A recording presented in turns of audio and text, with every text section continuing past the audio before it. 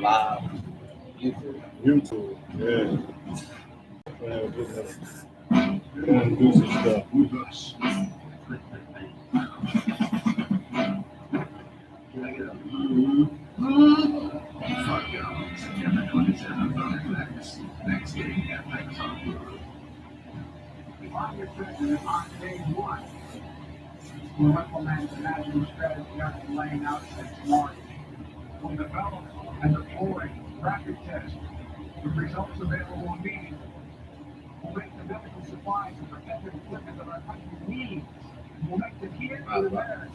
Allergies killing me. Feeling like a sore throat. Oh, yeah. Yeah, work I do.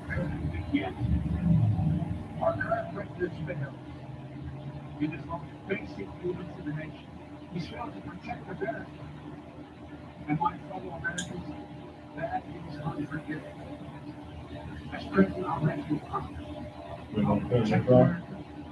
Yeah, I do.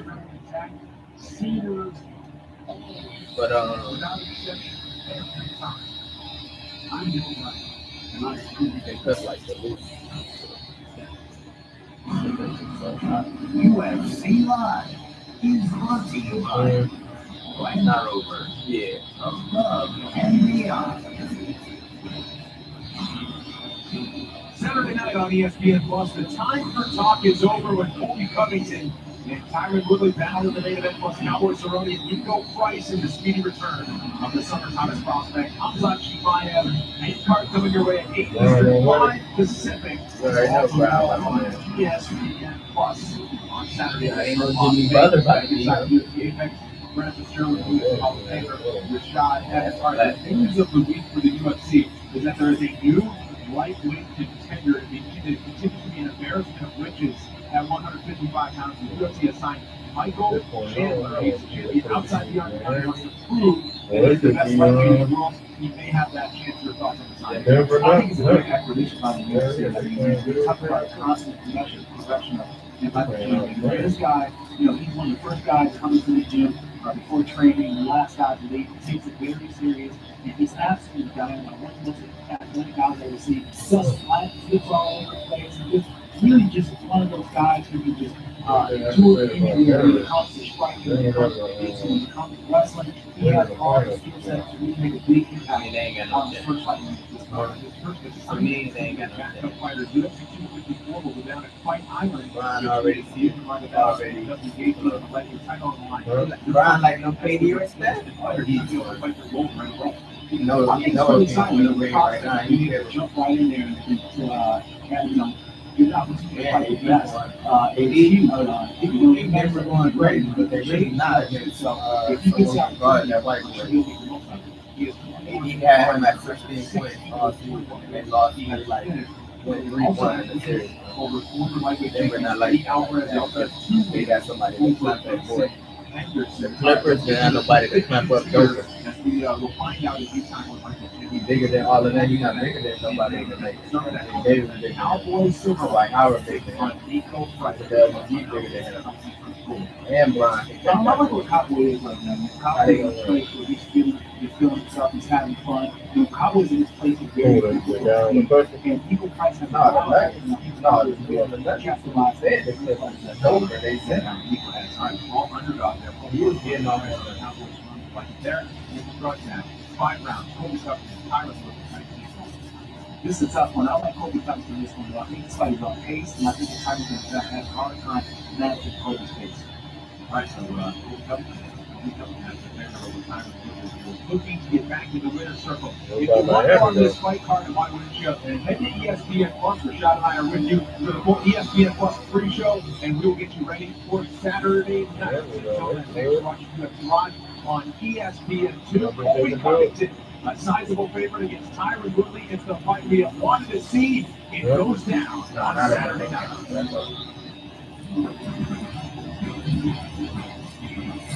They blew out by themselves in the game. Right now on Daily Wager, the Joker versus the Western Conference. The Nuggets have one last card up their sleeve. especially tonight, because of the negative game one trend for LeBron. Plus, Russell Wilson was almost perfect at week one. So good that one of our experts is all in on the Seahawks.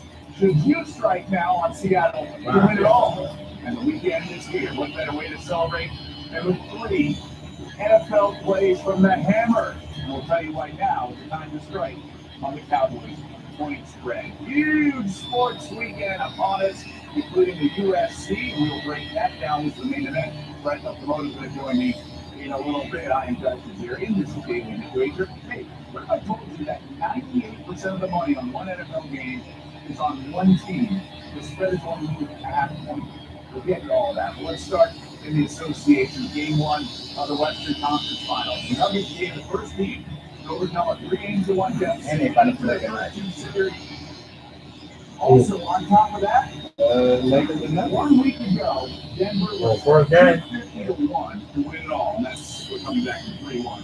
They do. Against the Clippers, Denver became the third team in the last 30 years to win a best-of-7 series as an underdog in every single game. They're first to win it 4 games as a 7-point dog in a single postseason. Game one tonight, we're looking to do it again. Again, catching 7, this time against LeBron and the Lakers.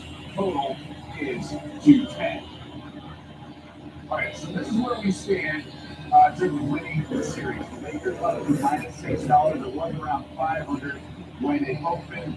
Come back plus 450. Now, in terms of exact outcomes, hey, 80-1. Well, the Nuggets just keep it going and sweep the Lakers.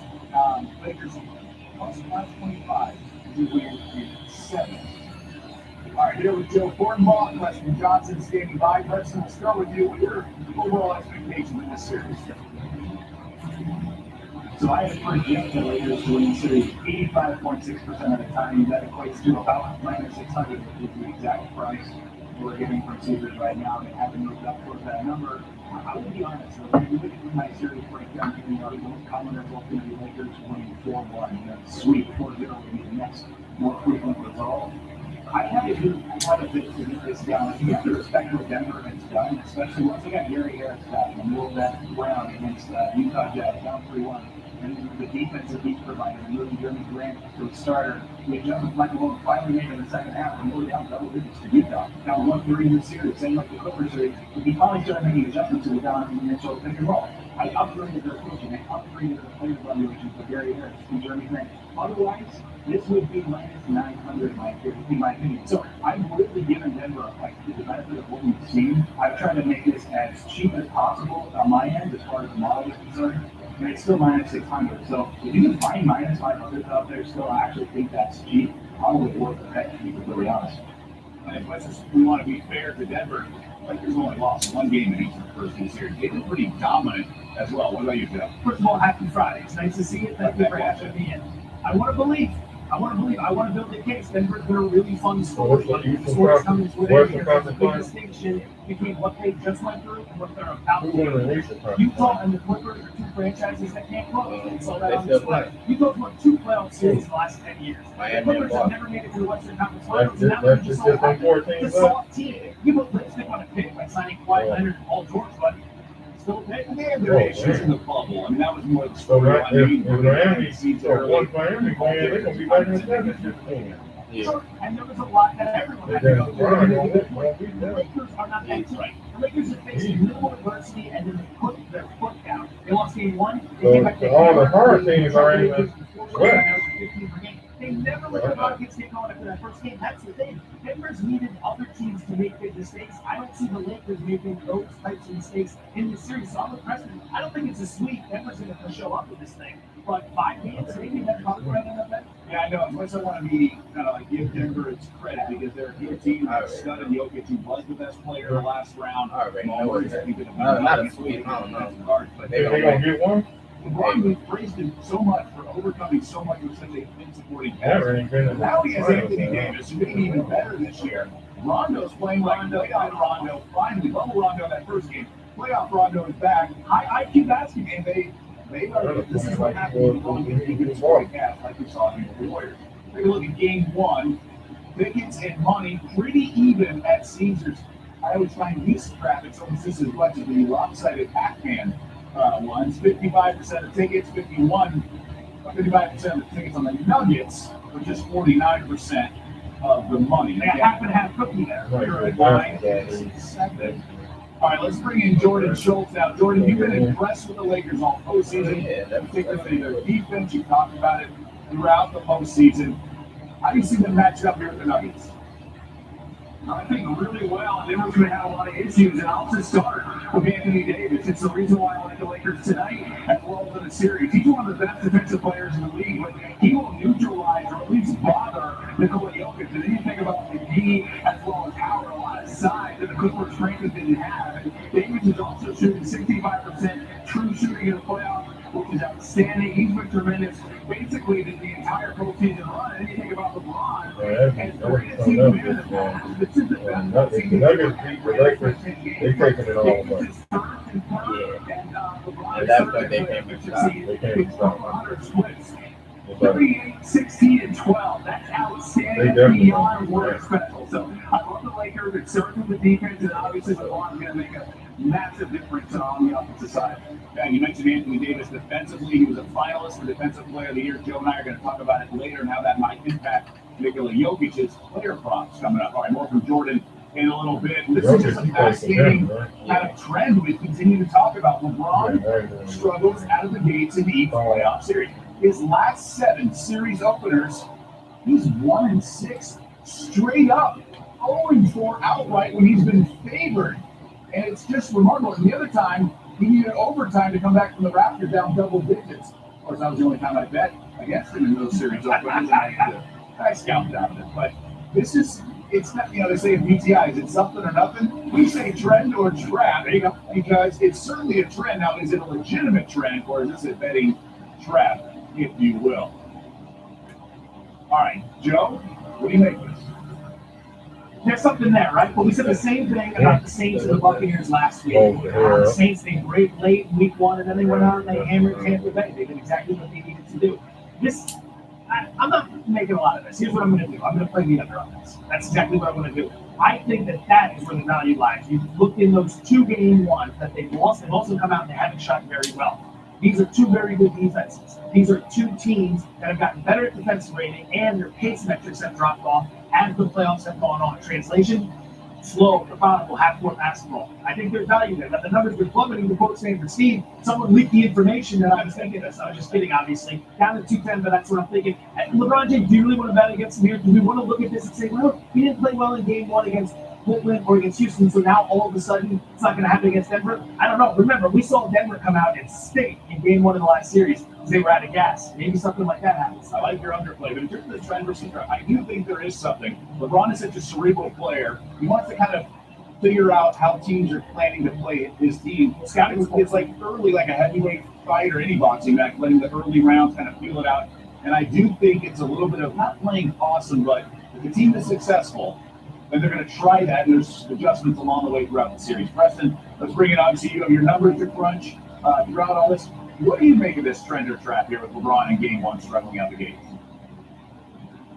So I actually don't think it's just complete noise, right? I think there might be something to it. I've always thought, even going back to those NBA Finals appearances with the Cavs and Heat and then the Cavs again, if he gets to lose those first game ones, because they were playing Eastern Conference competition, and they would wake up and play this Western Conference team after a month and a half straight just playing Western competition, and it would take them some time to adjust in that regard. I think that was like a working trend, some project there. Overall, in this case, I mean, you're getting an exhausted Denver team. How do you look around and the team as a whole, the Lakers, for whole, they recognize this is a relatively easy opportunity to get into the finals, leading on to what they were expecting prior. They need to take care of business. I'm thinking this come game 1 kind of feeling it out, especially after the exhaustion we saw Denver. I actually think that the Lakers are going to push the pace because they know they have a more tired Nuggets team. They have the rest advantage.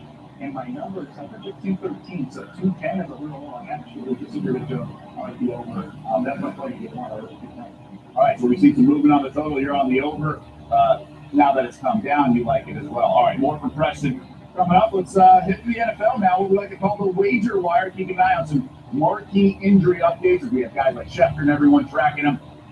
George Kittle, 49ers stud tight end, has been ruled out for Sunday's game against the Jets. Remember, he suffered a sprained left knee in last Sunday's loss to Arizona. Niners still laying 7. The line has not moved. on the road against the Jets. And Joe, I would prefer Kittle to be there, but I'm okay. I'm still laying the 7 no matter what. Definitely in some teasers. Look, I think the Niners are that good. Now, do they have their work cut out for them? Are they probably not the best team in the division? I kind of assess that, maybe Seattle. But they're still worthy of being a playoff team. That was a good Arizona win that went in there. I think they got a business trip on tap. They are going in there to kick some tail. And the Jets are really banged up, too. The wide receiver and then Le'Veon Bell is out. And here's a stat our researcher extraordinaire sent us. Some of those stats, by the way, the West Coast team playing early, it's not really a thing anymore. People to travel and technology. Look at the frequent flyer miles. Teams that went to the playoffs and then lose their week 1 game. So their season opener are 28-14-2 ATS in week 2. When they lose, it's like a 7-point. Basically, the good teams are still good. Don't overreact to week 1. Check out the big breaks on Doug. And let me ask you something. In this game, is it more you liking the Niners or more you want to bet against the Jets? It's like 60-40 betting against the Jets. Yeah, because I do think it's about the Niners being a quality team, and they're just going to go run the ball down the road, get in and out with a convincing 20-6 win. I got to tell you something. No Deebo Samuel, no George Kittle. You've got a very young, unproven wide receiver unit. Richard Sherman's going to be out as well. The Niners should handle their business here, but Garoppolo hung Kittle out to dry. It's going to be a lot tougher than people expect. Low scoring. This game's going to be a mess. You know this is going to be a very messy game. Jets might be the worst team in the NFL. They play like it. All right. Unfortunately for football fans, Kittle not the only skilled player out this week. Jamison Crowder is out as well. I mentioned the Jets are also hurting Deebo Samuel, as Joe just told you. A.J. Brown out for the Titans against the Jags. The first place Jags, that is, both those teams in first place. And Kenny Galladay out with that hamstring injury against a big game at Lambeau. All right, here's the head. We're checking with the Bear ahead of game day. What are his favorite plays this weekend? How about the Celtics? They come back from that 0-2 deficit against the Heat team that has just been rolling this postseason. And the Hammer, Hank Goldberg, will join you with his 3 top plays. Look at some props. Also, Russell Wilson's impressive season opening performance has us thinking maybe MVP odds. Should you jump on the bandwagon now? We picked that game as well. Yeah, it's hard. That's why you can't even claim this. But you can't get in. We don't need to leave. But you know what I'm saying?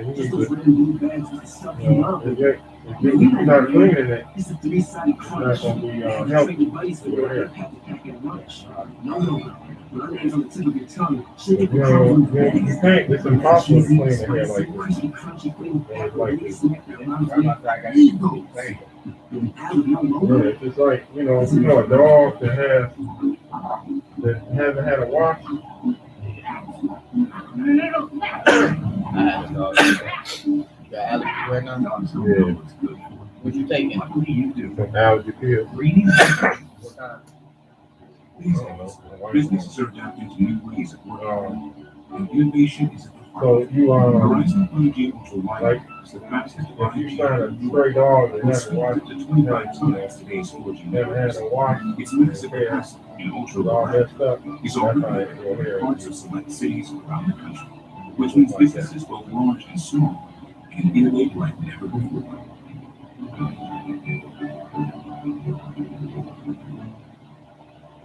Everyone's so busy keeping up. Forget about the Joneses. We all on our telephones. With the texts and the tweets and the beeps.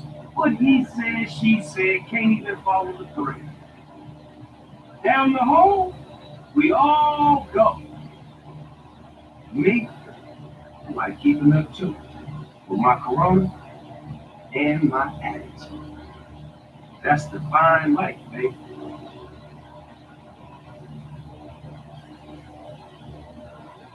After everything our walls have been through the past few months, they deserve some thanks.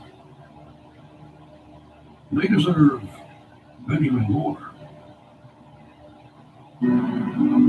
Stay restless. The eye comfort does the same. The RX, crafted by Lexus. Lease the 2020 RX 350 for $409 a month for 36 months. Yeah, people get these dreads like this. Great. Whatever you call it.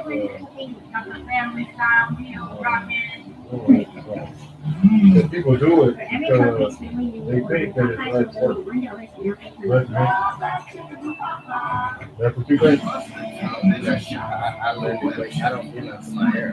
So you think it's less maintenance to have it like this? No, I'm saying to have it knotted like that. You think it's less maintenance? I'm on it. About the most less maintenance is cutting my hair off. You mean to have it like mine is less maintenance? Yeah, This is maintenance. yeah, it is. This is actually more maintenance than having it low like that. Because people don't understand that though. They think my nephew he trying to get dread. Rock or whatever. And he's saying that his look bad too. But I mean his don't look like yours, so it looks a little different. And I be telling him like, man, you can't walk around looking like that, man. You can't do something to that.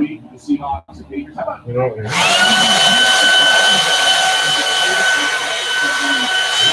good to have it like that. Like, man, I wonder why you think that. All the way down from about 25 to 1. So he is certainly in the mix after an impressive opening performance. You ain't watching it, don't think. Shredding that. All right, back here with Joe and also Preston Johnson standing by. Now, Preston, a year ago in the offseason, you almost gave out Lamar Jackson who MVP 75-1 before one of our producers stepped in and prevented. Now, that cost the producer a job. For now, what are your early impressions of this year's MVP? But everybody winning though. Today more. Back to the Russell Wilson MVP around plus 650. I also bet the Seahawks win the NFC at plus 750. And last night they said, hey, what are you thinking about the Seahawks and what do you think about the MVP race? Honestly, let's take a look at Russell Wilson. In the last few seasons, he's been a top 3 quarterback in the NFL. What has hindered him is that schematically Seattle has always been too run heavy, run first. And the whole narrative of left cook was a big thing because whenever they would go down and they would let them throw, their offense was way more efficient. So what did we see in week 1? We saw a much more pass heavy, pretty snappy offense, but let them throw. And this last season, they let them go on first down 35% of the time. Bill Brandon was talking to him. That was in the game where they led by 2 scores for the Oh, you sorry.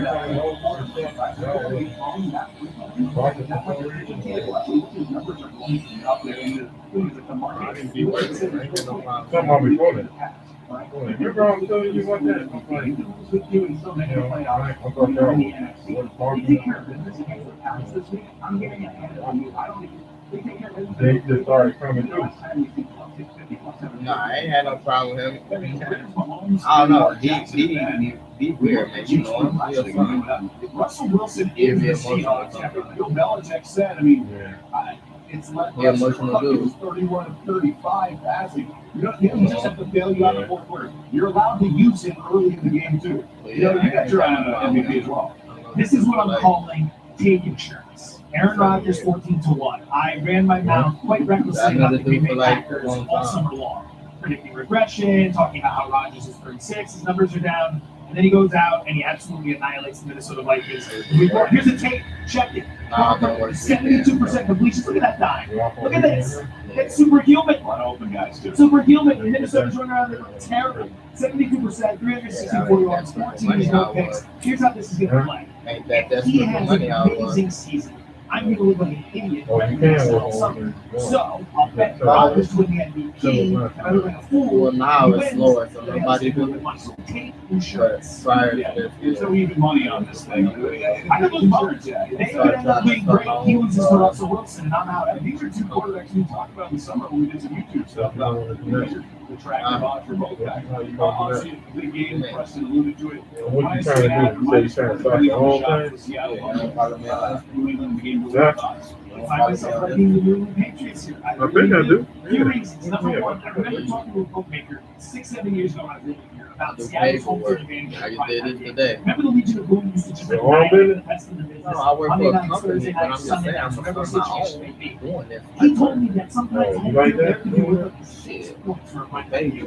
Those fucking fans, Standing those in the fucking store, fans take huge having disadvantage of that team. people Now, New England still got trouble, but look at Cam Newton last week. They ran the ball 42 times. What's They your, controlled the clock. They had it for 35 minutes. It what's was your like, name? I get that. If you can have some success doing exactly what you did there against the Seahawks, those points in your pocket are going to be nice. And remember something. Seattle's only had 60 minutes of game tape to study on this. I'm opposite you. Oh, really? Now, look, you're not going to make a lot of money betting against Philadelphia. You're certainly not going to make even less money betting against them when you have to lay points. Strong advice. That being said, I don't like Seattle. I think the analytics and all the modeling that I wasn't following you. is going to have to change a lot throughout the season. Russell just touched on it. I'm trying to get it under the curve. I think Russell Wilson, this is a new kind of approach, a new mantra for the Seahawks offense. They're going to be an awesome team, I think, this year. You won't hear me say this much, but lose. Okay, look who's that bet. All right. Why don't we push plus 4? I hope I win my team. We're going to do it. College football. Not a ton of games, right? We got the SEC coming next week, but we do have a marquee game in the ACC, a ranked matchup. Louisville hosting Miami. The line is 2.5 here at the home team playing, and the over-under 64.5. And on that note, we bring in the Bear, Chris Malika, out of his cave on the road in Louisville ahead of College Game Day. Bear, hopefully no bias here, as you are a proud alum of the U. It's the biggest game of the card this weekend. Which side you taking? I'm going to go with Miami. No alumni bias here at all. I like what I finally saw from Miami offensively. I'm sure it's a work in progress, but if it's only one game, you don't want to use too small of a sample size. Last year, they averaged 118 yards a game on the ground and 337 at the opener. They got terrible quarterback play last year. The QBR was 4th. The Hurricanes doubled, and now he missed some throws. His ability to run and the offensive line's ability to control the line of scrimmage against multiple defense, but I think it's a work in progress. Gives them a huge edge. I'm still not sure about the whole offensive line. I think what you were saying that Miami defense, they spent a lot of time in the backfield last week. They didn't get a ton of sacks on UAB. I think that could change, but I do like the Beans to go on the road and get the win. Right, short number, but you like talk about a one-game sample size. Yeah, I think so. Maybe not a lot worse. Embarrassed. 55-3 BYU. It's only one game. We expect to win this time against Tulane. You would expect them to play better, and that's why it's going to be I'm not sure how good this team is. I think the position is a huge drop-off. That was kind of good. You cut me fast. Other time was with that food. At the same time, No, I didn't take one. 2 hours. deep in the backfield. On the flip How side, about your own drop? mental line as well. Well, I expect a better effort from Navy. I still think this Tulane team is going to be too much for them.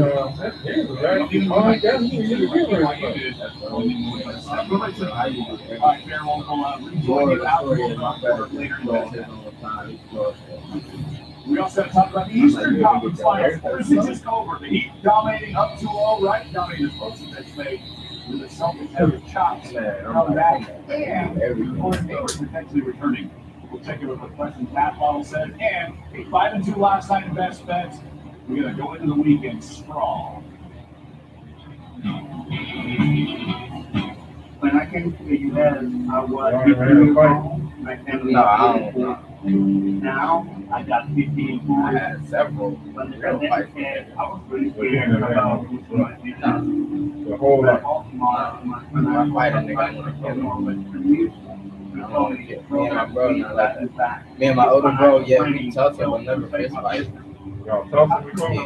Like what? So you mad at him? Yeah, of course, we got like to that point, but no, never a fight. I consider a fight fist. What kind of tussle? Tussle y'all got in it done? Or you were grabbing me like Yeah, nigga? when we were young, it's not nothing like old. When I was young, He was doing you like that? I mean, Because when you was younger, he still was bigger than you. he was skinny though. Yeah. He shaped and he changed a lot different. When I was younger, I was closer inside. You know Geico is now offering an extra 15% credit on car Like I said, we wasn't doing that. That's 15% on top of what Geico could already save. So what are you waiting for? Sure, Go argue, see but most we're gonna convenience fight. store. Fight everyone I fought, I hate. Each one is incredible. That's like that first charge station. Did you hear this one? Like me and Brandon box anytime. Save an extra 50% when you switch live to Riverside. After 225 years of Jim Beam, we think we just look back on our past. Nope. We're looking to our future. We're crafting over Brandon. creating new ways to do them, and teaching a new generation of the Stones. So no, we're not raising a class for Nah, I never got my brother. 25 years. We're raising Jim Beam for 225 years to I come. don't see the point in it. If I try to fight you, I'm trying to hurt you. So I box another person all the time. So, and vice versa. Probably. If you piss you off, Can't piss me put off. something from you. That's another thing. I'm not raised like that. That's good. Discover holiday magic and save on a Walt Disney World Definitely got more. vacation today. That's good. Here's what's coming to your favorite street. Y'all have no sister? That's what my younger brother do. My two younger brothers did it. He got one. So he your what? Your sister? Huh?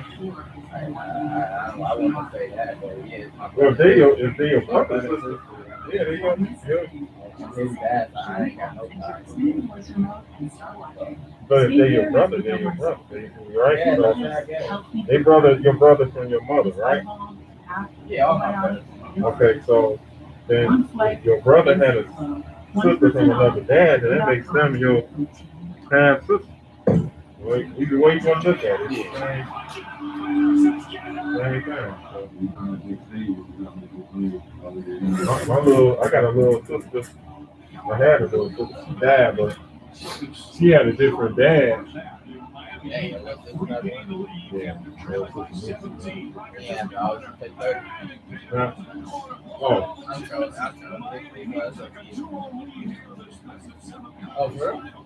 you came at right before 6. I'm like, hey, I get it to you, but you know I didn't make the whistle. Wait on my slow sister to get here so I can give her some of these dinner. Oh, she talking about she passed. The largest postseason comeback in Miami's franchise history. Heat now 5-0 All right, man. outright as an underdog. Be safe out there. Tied for the second longest streak in a single postseason. All right, then some fireworks last night. Malika Andrews detailing some Celtics post-game frustration on Twitter. Marcus Smart is screaming at someone in the Celtics locker room or several people. The yelling continues as Smart exits the locker room swearing. There were loud clanks like someone throwing items coming from the Celtics locker room. Now, after those tweets, we end up hearing from the Celtics on exactly what's going down inside the locker room. A lot of emotion going around. Obviously, I feel like we could have won, should have won, and we didn't. There's a lot of emotions flying around. That's all. We're going too. And you just put more pressure in. And that's team sport. You're not supposed to be happy with that all too. We're not going here. Just talking about the game. Like the Celtics just acknowledged it. Opened the series at minus 135 favorite, but they are now plus 260 dogs after losing the first two games of the series. Heat now minus 320 to finish off Boston. They've been going back to the finals for the first time in 6 years. Remember, there was 1 point the Heat were 75-1 to win it all. All right, Joe back with me, as is Preston Johnson and Jordan Schultz standing by. All right, how does this supposed discord within the Celtics, at least after the game, impact how you view the rest of the series? I don't make much of that. That happens. These guys are heated. This is the Eastern Conference Finals. There's going to be awards. There's a lot of testosterone. So I'm not going to put a lot on that, but I don't think the Celtics are coming back because this Miami team reminds me of the LSU narrative we just watched in college football. Right? We knew they were good, but we didn't want to completely buy in. So we kept looking at the opposition, Georgia, Oklahoma.